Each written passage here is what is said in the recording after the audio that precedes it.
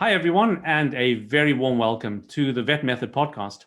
My name is Sanjay Mangabai, and I'm here on a pleasantly sunny day in Salisbury in the southwest of England. And today, I'm very delighted to be joined by Steve Dale. Hi, Steve, welcome. It's a pleasure to be here. Thank you. So, whereabouts are you today, Steve? I am in the heart of Chicago where it's 90 degrees at this very moment. Ah, wow, a bit warm then. Yep. Yeah. In fact, we're experiencing record heat in the United States. It was the Mhm. warmest June we've ever had. July Yeah. looks like it's going to be that way. And unfortunately, the result of that, Mhm. one of the results of that, a record number of dogs are dying of heat stroke. Absolutely. So Yeah.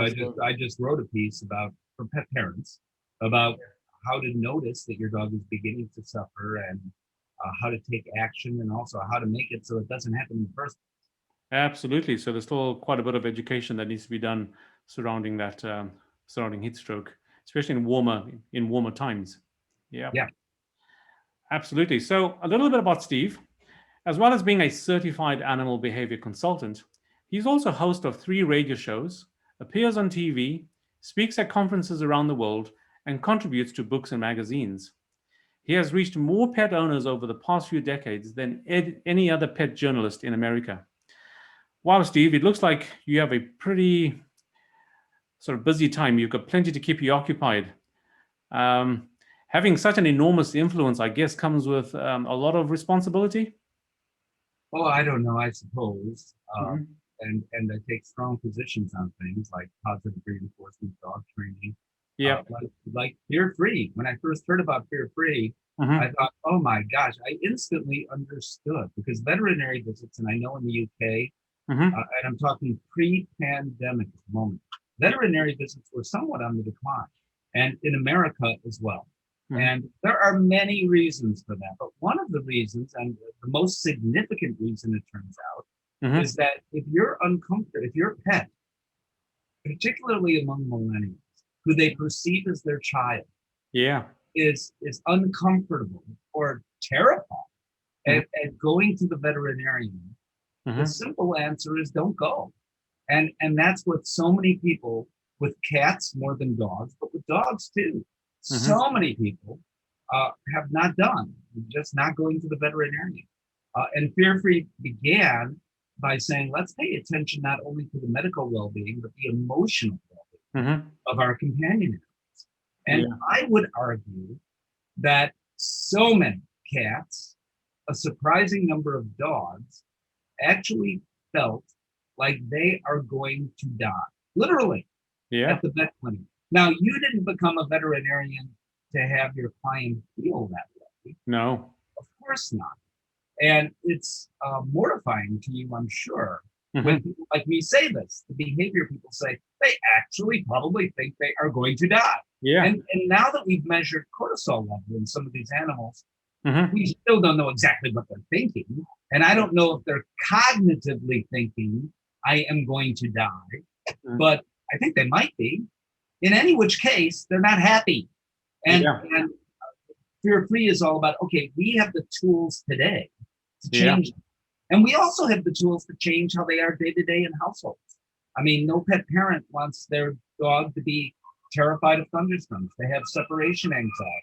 A Absolutely. cat that is fearful of everybody that comes in the house. How do we fix these things? And today we know how. So let's do it. So our dogs and cats and other pets don't live in this mode of fear every day. We also know that living in that mode actually does impact the Hmm. physical well-being, mental well-being, and physical well-being are interconnected. So I was all about Fear Free and Yeah. Fear Free Happy Homes, which is the website for pet clients. Hmm. One of the reasons I love Fear Free Happy Homes is not only everything I said, but Hmm. it's also because how many of your clients have gone online and they've seen something, anything, and you say, oh my gosh, how can they believe that? How Yes. can anyone even print that? You Yes. know, I mean, but nevertheless, because there's so much misinformation, and there Hmm. is out there, Fear Free Happy Homes, actually, I'll write something. Even I will write something to that website and it is reviewed by a boarded veterinary behaviorist and or a Mhm. boarded veterinary technician. So it's like a peer-reviewed journal for pet parents. That doesn't Absolutely. exist anywhere, but it does. Mhm. So send everyone to fearfreehappyhomes.com. Okay, will do, and we'll have that link in the resources section of the podcast. You bring up some memories, Steve. I qualified in Zimbabwe about 32 years ago, and I don't know if you know anything about Africa, but most of the dogs were guard dogs, right? And all the houses had fences and big gates, and crime was a problem even back then. So no vet starts off wanting to cause fear in animals, and we just focus on the medicine. But all the dogs came in because they were guard dogs and German shepherds and Dobermans and Rottweilers. Invariably, we muzzled all of them, and we made things a lot worse. But over the years, and then I came to the UK, and most of the pets were part of the family, and the behavior from these big dogs just wasn't there. And started learning more about the whole fear-free thing, and how we can change an all fear experience to an all treat one, you know, and maybe focus sometimes less on the medicine and more on how the animals and the people are feeling. I think that's great. And, I mean, imagine, first of all, you can positive reinforcement really does work. But Mhm. but moreover, imagine what it takes. So, and a technician in America, Debbie Martin, tells the story Mhm. about like five people holding down, might have been a Belgian Malinois, might have been a German Shepherd, I don't know, but Mhm. holding down this dog so the dog can undergo an exam. Well, Mhm. first of all, now the adrenaline in that dog's system, the dog thinking, actually, maybe literally, I'm going to die. Mhm. The dog doing everything it can to get out of that situation, Mhm. which is potentially endangering the five people holding down the dog. Mhm. And Debbie tells a story about how the next day and the day after and the day after, she felt like she had done the best workout of her life or the worst workout of her life because all her muscles ached. So Yeah. if that was the case for the five people, imagine how the dog felt for days afterwards, after being held down by all these people. And the thing was for veterinarians, just get it done. Yeah. Well, today we have the tools where it doesn't need to be that way. It's not fair to the animal. And pet parents in the UK, anyway, and America, if Mhm. they see that today, are Mhm. horrified. Yeah. Yeah. Yeah. They're not going to come Absolutely. back to you. You're going to lose a client, and probably they'll write about you online. Can you Yeah. believe that happened? So they don't even want you to take the dog in the back room without you being there. And frankly, I get it. Mhm. So fear free is about changing all of that, and I think they greatly have. Mhm. Okay, fantastic. So, Steve, if who would be the ideal person you wanted to get your message to? Oh, everybody. So I communicate to veterinarians and technicians Mhm. uh, when I speak in countries where there are technicians. Mhm. As I speak all around the world at conferences in America too, and I'm so grateful for that. Okay. It's one of the joys and thrills of my life that I have that opportunity. I love doing it. But also my wheelhouse is pet parents. Okay. Because I mean, there are veterinary behaviorists out there. There are others who communicate, certainly the veterinarians. Mhm. In many cases, frankly, do a far better job than I'm sure. But Fantastic. pet parents, I have the platforms Mhm. where for many years I've been communicating in various platforms to pet parents about all sorts of different things. But it's what people most want to know about. It turns out I learned a long time ago. It's behavior. Mhm. Either why does my dog do that or cat? Mhm. Because they're curious. Yeah. Why does the dog go around three times before the dog does a dump? Can I say that in your Yeah. podcast? Yeah. Absolutely. I don't know. Or more importantly, uh, why is my dog continuing to bark all the time? Mhm. My landlord, by the way, is telling me if that doesn't stop, I have to get rid of the dog. And these kinds of problems mean life and death. And it is argued that the number one cause of death for companion animals in America Mhm. isn't cancer, kidney disease, or heart disease. Mhm. It's actually behavior. Yeah, man. I think that's true in the UK as well. And sometimes people get embarrassed about it, and they say they relinquish the animal to a shelter for some other reason, but behind it, on closer questioning, is often a behavior-related issue that was Absolutely. hard to manage. And I think you've answered my next question, which was going to be, which is, what's the biggest problem or problems that you think your listeners face, and how would you solve it? Well, behavior, broadly speaking, Mm. I had a list at one time, so I went through all the behavior questions I answered at that point Yeah. in time. And I think separation anxiety in dogs might now be at the top of the list. But Okay. right there are litter box issues for cats. We have more indoor cats than you do in the UK. Hmm. But nevertheless, that's a huge, huge problem for so many people. And no matter what the problem is, almost always that problem can be rectified and done so appropriately. Yeah.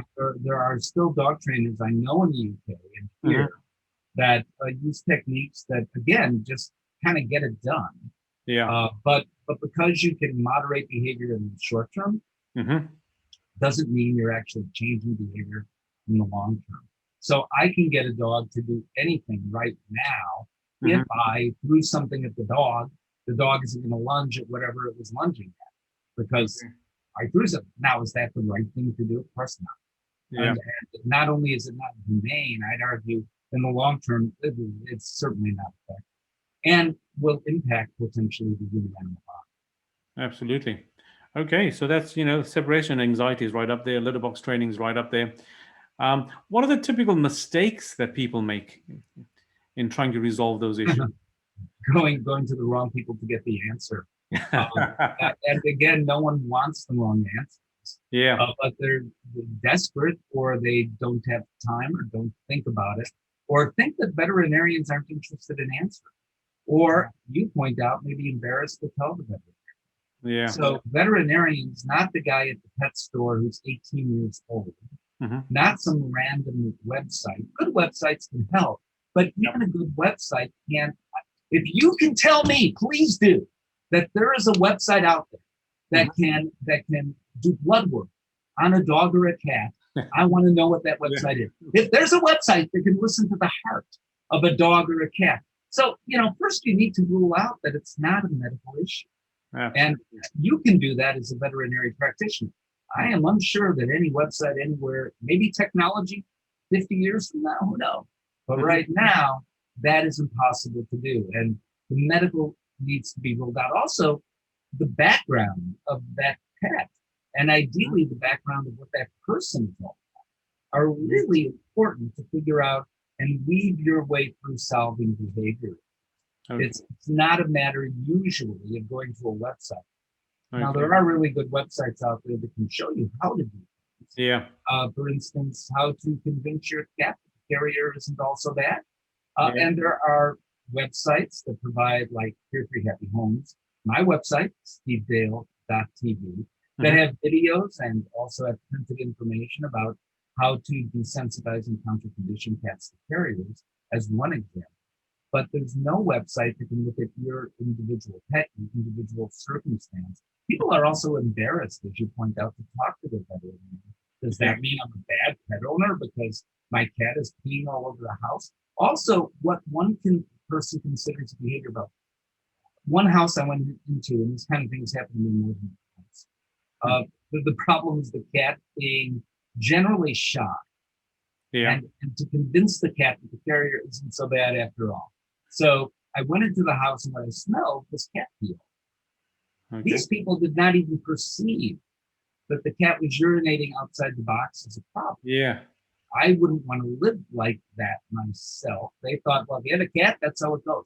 Yeah. No, of course, that's not how it goes. And that means this cat was suffering some sort of anxiety, extreme Mhm. anxiety in this cat's case. We were Mhm. able to fix that, as well as, by the way, the problems that they solved. Yeah. Yeah. Wow. There's so much in there, Steve. So a lot of people, one of the mistakes they make is just going online and not knowing how to filter out the good information from the trustworthy information, maybe not ruling out any medical problems first, and trying to resolve a behavioral problem that is actually a medical problem. And as you say, there's no website. The cat's missing the litter box, and I could put 150. I could put 150 litter boxes in that house. I could try 150 cat litters, and if the cat has diabetes, if the cat has kidney disease, I am not really helping that cat. Yep, yeah, absolutely on the money there. Thank you, Steve. What's one valuable free resource that you can direct people to? I am honored to be on the board of an organization called EveryCAT Health Foundation for, 15 years or so. I guess they can't get rid of me. I don't know. It was formerly called the Feline Foundation. Same organization, just a different name. People are familiar with the Feline Foundation. If you're not familiar with what now EveryCAT Health Foundation is, you're familiar with what we do. So if you've ever treated a cat as a veterinary professional, if you've ever known a cat as a cat parent, if you've ever seen a cat outside, that cat, any cat, has been in some way, shape, or form impacted by this organization. Everything really we know about cats, from vaccines they get, from vaccines individual cats don't get, from the way we understand community cats live, to what cats and animal shelters need, and for sure what cats need or require who live in our homes, medically and otherwise. So what we know about heart disease, for example, in cats. And in fact, this October, we're celebrating, if you will, what we know, and we're focusing on what we don't know, because there's more of what we don't know than what we know about feline hypertrophic cardiomyopathy. So we're looking at that in October, particularly as we try to raise funds with the EveryCAT Health Foundation. So, I mean, this is, in the UK and America, a huge killer of cats. It is the #1 cause of sudden death. And one of the issues with cats being outdoors in the UK is if they don't come back, you don't know why. And in some cases, anyway, it's because they may have died suddenly, and they show, as you know, not necessarily any symptoms or any signs. They just drop one day. Absolutely. How do we fix this problem? Well, we need to, we can, but like with everything else in the world, it takes money to do it. So it's everycat.org for more information. Absolutely, and we'll include that link for our listeners on the podcast. Thank you, Steve. And finally, what's the one question that I should have asked you that I didn't? I don't know what I want for my birthday. I'm not really sure of that. I'm grateful personally if I've made a difference. And you know what we've seen over the course of time, I've been doing this over 25 years now.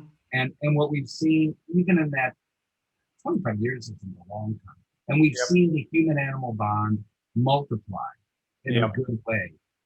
We've seen millennials right now today in the UK and in America lead the way. So it's millennials that are saying, I care about the emotional well-being of our pets, which is why I think Fear Free came along at just the right time. It's called iCAT in the UK. Great organization. Can I tell you a secret? Sure. Okay. You won't tell anyone. No, I won't tell anyone. Okay. So the organization, it's iCAT is another name as well. You know what that name is? I can't think of it. In the UK, the cat organization. Oh, it's a great organization on the tip of my tongue. But anyway, they invite me to the House of Lords. For a meeting. Yeah. So I go to this meeting. Great education about feline health and behavior. There's like 30 of us maybe in the room. It's absolutely terrific. Here's the part that you can't tell anyone.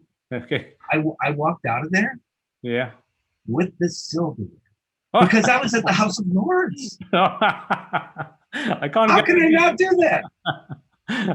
We'll have to keep this podcast a secret. Shh, don't tell anyone. They'll never let me back in the UK. Absolutely. Absolutely. Your secret's safe with me, Steve.